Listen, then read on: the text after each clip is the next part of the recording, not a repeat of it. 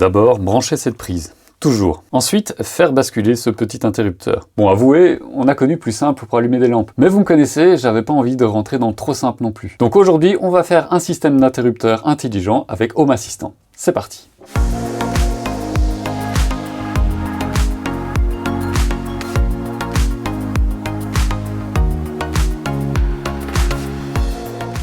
J'ai regardé dans mes affaires pour voir ce que j'avais déjà acheté en prévision de futurs projets. Évidemment, on ne fera pas sans un incontournable ESP-C6, compact et moderne, ça permettra de connecter un capteur sur ma domotique en Wi-Fi. Tiens d'ailleurs, il faudrait sérieusement que je pense à passer amateur, je pense que ça ferait une bonne vidéo. Et puis j'ai deux capteurs de présence, un C1001 et un C4001 de chez DF Robot, et je pense que l'un d'eux pourrait faire office d'interrupteur connecté. Alors un petit mot sur ces capteurs de présence, sur leur fonctionnement. Donc en fait c'est très simple, ils émettent des ondes sur une certaine fréquence, donc ici c'est 25 GHz.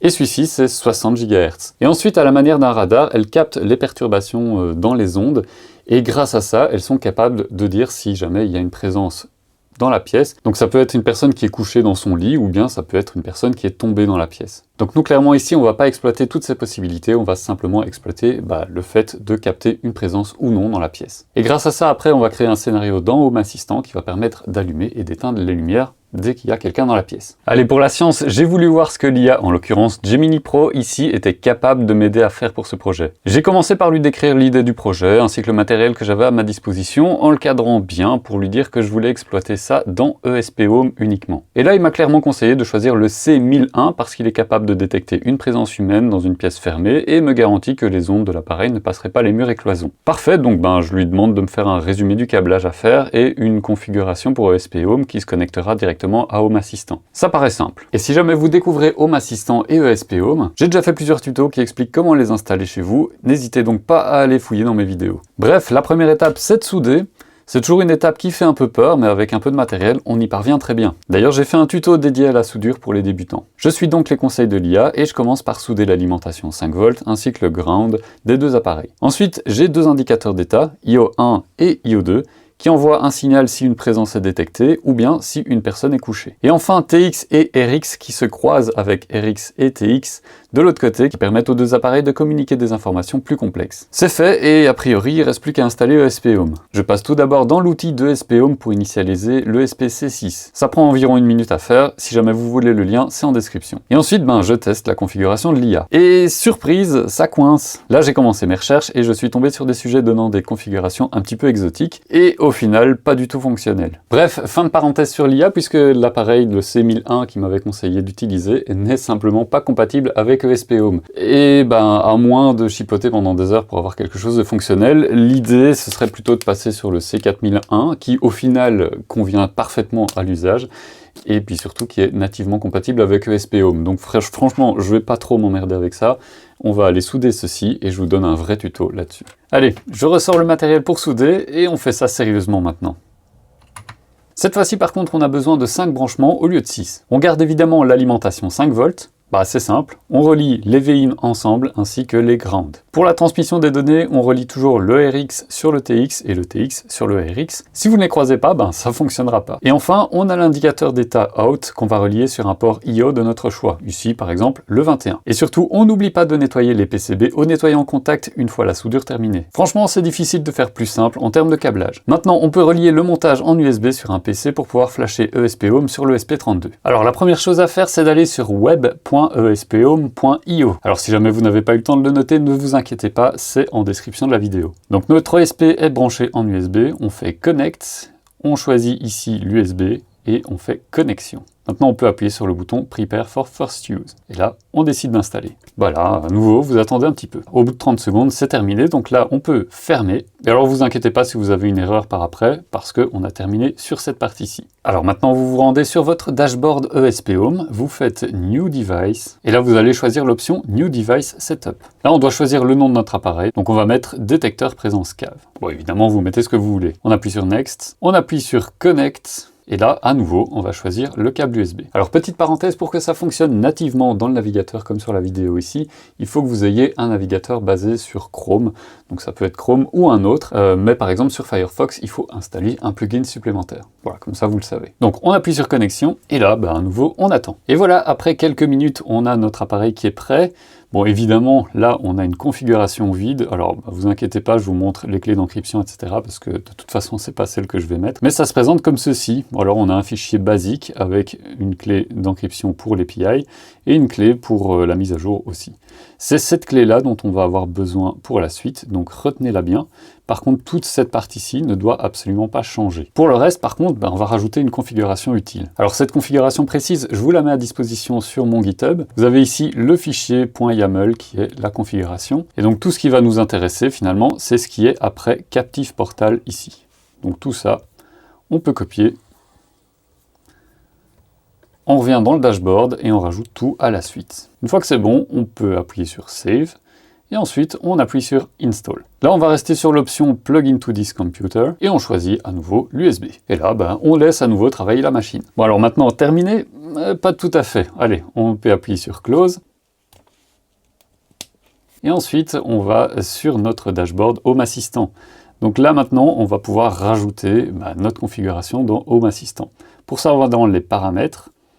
On va dans Appareils et services. Alors là, il faut que vous ayez l'intégration ESP Home qui soit déjà activée sur Home Assistant. Et normalement, comme ça, vous avez une carte ici qui s'affiche avec votre détecteur de présence. Là, vous appuyez sur Ajouter. Et ensuite, on vous demande la clé de chiffrement. Alors la clé de chiffrement, souvenez-vous, c'est celle qu'on avait dans la configuration ici, dans API Encryption Key. Vous la mettez directement là-dedans. Et ensuite, vous validez. Maintenant, vous déterminez l'emplacement de votre appareil dans votre maison. Et enfin, vous terminez. Voilà, maintenant, on a notre capteur qui est directement relié à Home Assistant. On a ici le statut d'occupation qui est détecté puisque je suis juste à côté. Et alors grâce à la configuration que je vous ai donnée, on a différentes options qui sont disponibles ici, notamment la distance maximum de détection, donc qui est pour l'instant configurée sur 12 mètres, sachant que l'appareil est théoriquement capable de faire jusque 25 mètres de détection. Attention qu'encore une fois, ça ne passe pas les cloisons ni les murs. Voilà, donc maintenant honnêtement le plus dur est fait, mais on a quand même un petit souci, c'est que ça ne va pas contrôler notre éclairage. Alors pour ça, j'ai ça dans mon stock, c'est un petit appareil qui se met aussi en Wi-Fi ou bien en Matter. Ça permet de contrôler un éclairage qui est en 230 volts ou bien un appareil qui est en courant continu, comme c'est mon cas ici. Pour l'installation, je vais commencer par débrancher l'alimentation basse tension de mon éclairage et accéder au câblage. Alors comment ça va fonctionner cet appareil? C'est très simple, on a un I et un O ici qui permettent de couper une phase. Donc là en l'occurrence, ce ne sera pas une phase vu qu'on est en courant continu, mais sinon en courant alternatif, ce serait n'importe quel fil. Donc là en l'occurrence, je vais prendre le plus et on va couper uniquement le plus, le moins il reste alimenté en permanence. Quand c'est enclenché, à ce moment-là, il fait la jonction entre les deux, le courant passe. Quand ce n'est pas enclenché, à ce moment-là, il coupe le courant entre les deux et donc le courant ne passe plus. Et du coup, les LED ne seront plus alimentés. Sinon, pour la petite histoire, cet appareil, il s'alimente uniquement en 230 volts, en courant alternatif, donc par ici. Alors, dans mon cas, ça m'arrange pas trop. Du coup, ce sera temporaire. Je prendrai le grand frère de cet appareil-ci qui peut être alimenté en courant continu. Donc là, ça m'arrangera un peu mieux.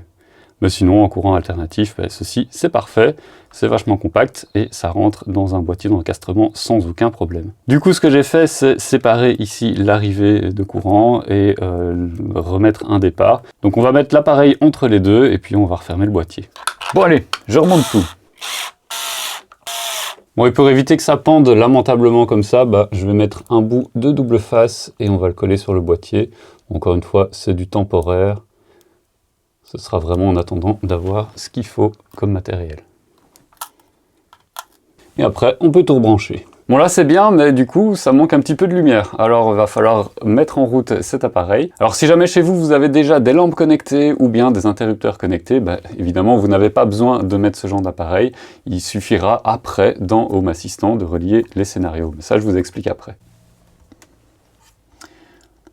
Donc là, alors pour cet appareil de chez Shelly, alors les appareils Shelly, j'en ai déjà parlé dans une autre vidéo, mais pour les connecter, c'est assez simple. Une fois qu'ils sont alimentés, vous allez dans les réseaux Wi-Fi, vous cherchez Shelly ici, c'est Shelly One Mini G4, on se connecte dessus. Ensuite, vous allez sur n'importe quel navigateur, vous ouvrez un onglet et vous allez sur 192.168.33.1 ou 192.168.33.1 si vous êtes en Belgique comme moi. Ensuite, vous arrivez là-dessus. Alors déjà, je peux allumer le courant et vérifier que ça fonctionne bien. Maintenant que c'est confirmé, on va changer les paramètres et on va surtout changer le paramètre du Wi-Fi. Donc là-dedans, vous allez rentrer votre réseau, votre mot de passe, vous cochez bien cette case ici et ensuite vous sauvegardez les paramètres. Et ensuite, la petite astuce que je peux vous donner, c'est d'aller dans les paramètres ici. Vous descendez, vous avez le mode éco et vous pouvez l'activer. Ça va faire en sorte que cet appareil consomme un petit peu moins d'énergie. Et dernière chose, vous pouvez mettre à jour le firmware. Donc ici, on a la version 1.7.4, on va la mettre à jour. Et enfin, dernier point, plus sécurité qu'autre chose, vous pouvez aller dans le Bluetooth, désactiver le Bluetooth et retourner ici dans les paramètres, aller dans l'Access Point et désactiver l'Access Point. Voilà, maintenant vous n'avez plus qu'à vous reconnecter sur votre propre Wi-Fi. Voilà, on est retourné dans Home Assistant, maintenant on va dans les paramètres, on va dans les appareils et services, et là on a notre interrupteur connecté, il n'y a plus qu'à l'ajouter. On lui met un nom, donc interrupteur, et dans la pièce, cave. Terminé. Et maintenant d'ici, on peut désactiver ou activer les lampes. Bon, du coup maintenant notre capteur, il est fonctionnel, il est branché en USB. Je vais le mettre temporairement là-dessus pour vérifier que tout fonctionne bien. Et puis surtout, on lui fera un petit boîtier après. Bon alors c'est pas tout ça, mais maintenant on a un interrupteur ici sur lequel je peux appuyer pour allumer ou éteindre l'éclairage. Et on a le détecteur de présence ici qui me dit qu'il y a quelqu'un à la cave. Normal, je suis en train de vous parler, donc c'est que je suis à la cave. Le tout, c'est qu'il faut pouvoir relier les deux. Donc pour ça, on va aller dans les paramètres. Et c'est la toute première fois que je vous parle des automatisations SN dans mes tutos. Donc voilà, installez-vous si jamais vous ne connaissez pas encore le principe. Donc ici, ce qui nous intéresse, c'est les automatisations. Donc on va créer une automatisation ici. On choisit l'option créer une nouvelle automatisation. Et alors maintenant, c'est là que c'est intéressant puisqu'on a trois choses à renseigner. On a quand, donc quand est-ce qu'on va déclencher un événement. Ça peut être au changement d'état d'une entité, par exemple. Là, ce sera typiquement notre cas. On peut rajouter des conditions aussi, donc par exemple, ça pourrait être entre telle heure et telle heure. Et au-delà de cette plage horaire, à ce moment-là, on ne déclenche rien. Et ensuite, l'action à effectuer. Donc ici, ce sera faire basculer l'état de l'interrupteur. Alors pour le déclencheur, ce sera ici notre détecteur de présence avec une entité particulière. Donc on choisit entité, l'état, et une fois qu'on a cliqué là-dessus, on va choisir l'entité. Donc là, en l'occurrence, ça s'appelle Occupancy. Il y a d'autres options disponibles, mais ici, on n'en a pas besoin. Alors les conditions, j'en ai pas besoin non plus. Et par contre, on a l'action à faire ici. Donc on va choisir action.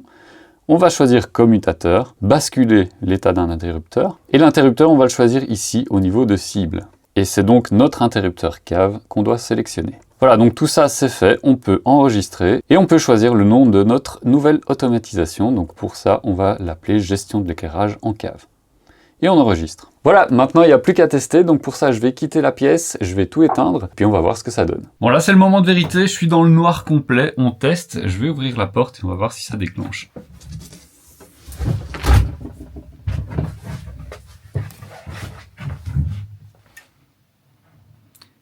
Yes! Parfait. En plus, ça déclenche pas trop vite.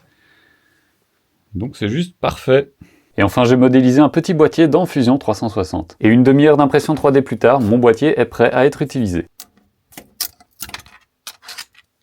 Moi j'aime bien faire des boîtiers sans vis parce que ça permet de les ouvrir plus rapidement quand on a besoin d'intervenir dessus. Par contre j'ai pas beaucoup passé de temps dessus donc c'est loin d'être une de mes meilleures réalisations mais bon ça fait le boulot. Et je peux enfin attacher tout ça au milieu de la pièce. Ça faisait longtemps qu'on n'avait pas bricolé un nouveau capteur pour Home Assistant donc voilà qui est fait. J'espère que ça vous aura bien plu. N'hésitez pas à vous abonner si jamais vous n'êtes pas encore abonné à la chaîne et que vous la découvrez à l'instant. Si jamais vous avez des questions, regardez d'abord en description parce que vous avez tous les liens que j'ai mis dans la vidéo. N'hésitez pas à mettre un petit commentaire et si jamais vous avez besoin d'aide, n'hésitez pas à rejoindre le Discord de la chaîne, le lien est aussi en description parce qu'on est quand même pas mal dessus pour vous aider. Voilà, et moi je vous dis à très bientôt pour une prochaine vidéo et d'ici là, portez-vous bien.